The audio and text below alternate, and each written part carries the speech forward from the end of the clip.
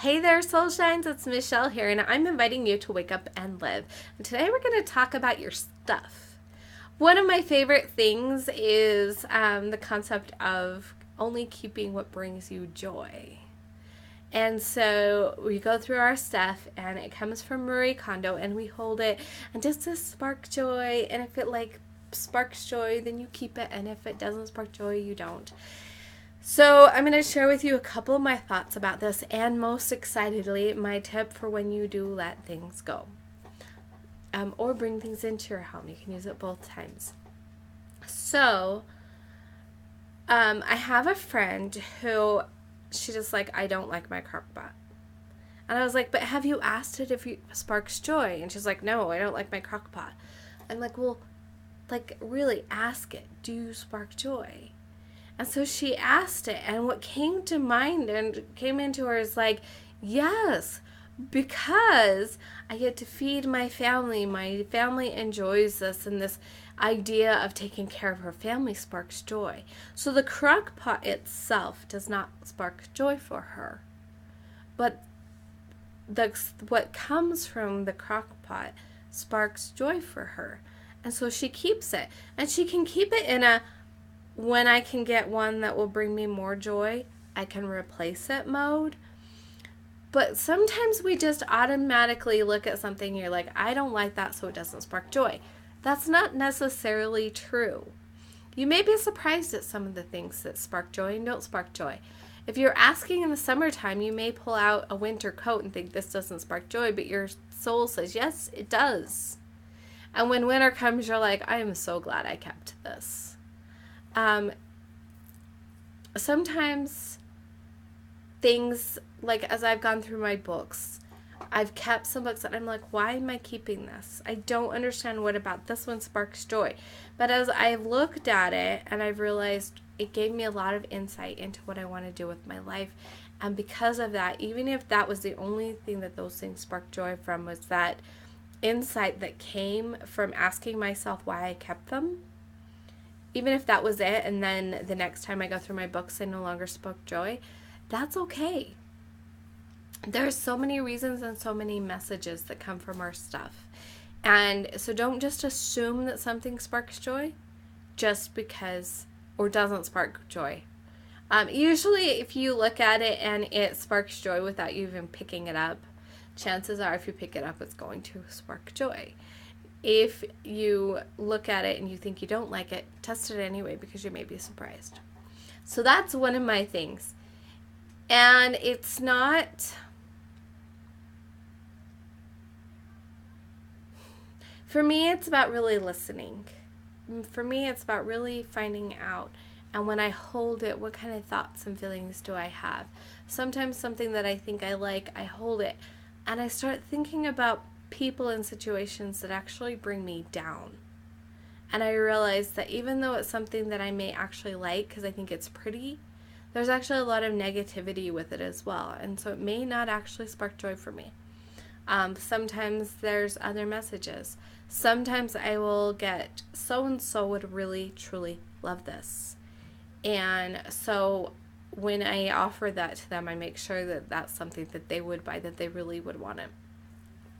Because I don't just want to be passing my junk along to other people. So here is the other thing. This is what I was really excited to share about with you guys. When you let something go, Marie Kondo, she will tell you to tell it thank you. I will tell you to do more. However it is you say your prayers or you set your intentions or you clear energy or whatever, you're going to hold that thing or be near that thing.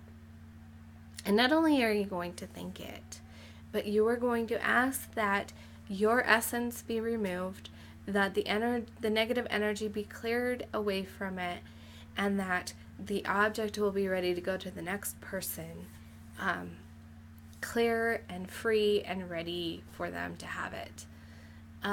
As you bring stuff into your home, you can ask for negative energy to be removed. What's really fun is passing clothes down from my kids. I have five of my 6 children were born in 6 years. So they're really close together in age. And so they would just go through clothes, bam, bam, bam. And it'd be frustrating because I was like, whose is this? I would clear the energy. I would ask that the essence of the older kid be removed and that the essence of the current kid be put into it. And whenever I remember to do that, it's so much easier to be like, oh, this is so-and-so's. There was nothing consciously, I'm not even sure how it is. It's just we just kind of knew that it belonged to that person because we pulled out the belonging, that energy of the previous child. We pulled it out and we put in the energy of the new child. Another thing that I did with a similar concept is when my youngest baby was born. And I put him down in the car seat carrier to bring him home, and he just would not have anything to do with that. And so I was like, what can I do about it? And I thought about it, and I thought, okay, this is what I can do. And so I kind of said a prayer over in the car seat, and I asked that my essence be put in the car seat so that when he laid in the car seat, he would feel a bit of me comforting him. After that, put him in the car seat, and he was totally fine.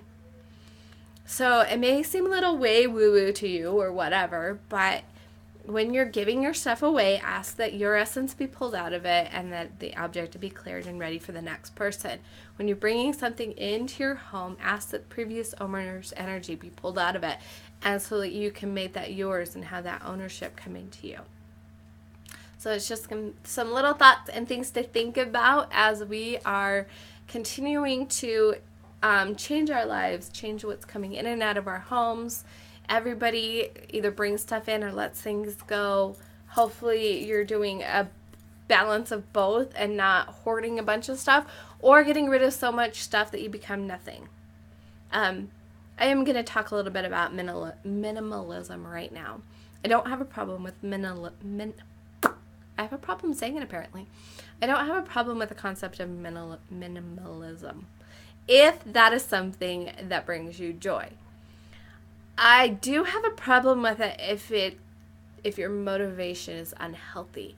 See, I lived in an apartment, a 2-bedroom apartment, and there were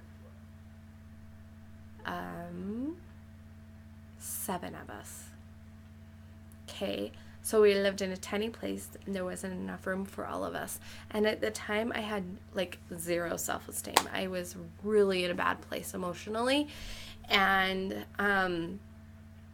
so I would get rid of my stuff. And my motivation, not consciously, but my motivation energetically was to make myself as small as possible. To make it so that I wasn't infringing upon anybody or upon the world, and then I was just making myself as small as possible. And so my husband's closet had clothes, it was a full closet, and I got down to where I didn't even have enough clothes for a week because I would just get rid of things. And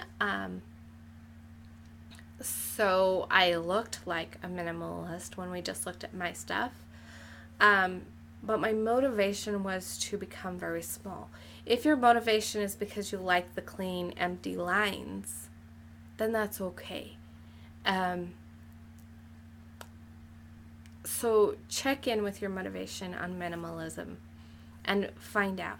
I have found that when I just keep things that bring me joy, I don't become super minimalistic, but I do find that I keep a lot less stuff. I'll have a few things. I have a few things that remind me of some incredible times, special gifts, or things that my kids have done for me that I've kept. But I let go of a lot of stuff that I never use, never read, whatever. But my motivation is to keep what brings joy. And so it's really important is that you check in with your motivation when you are decluttering your life. And you can use this same concept in your beliefs. Do your beliefs bring you joy? And bless them as they come in and out, things like that. Okay, that's what I have to share with you guys. Thanks, you guys, for watching. Remember to let your soul shine big, bright, light, and beautiful. Be the incredible you that you were designed to be, and I will see you guys next time.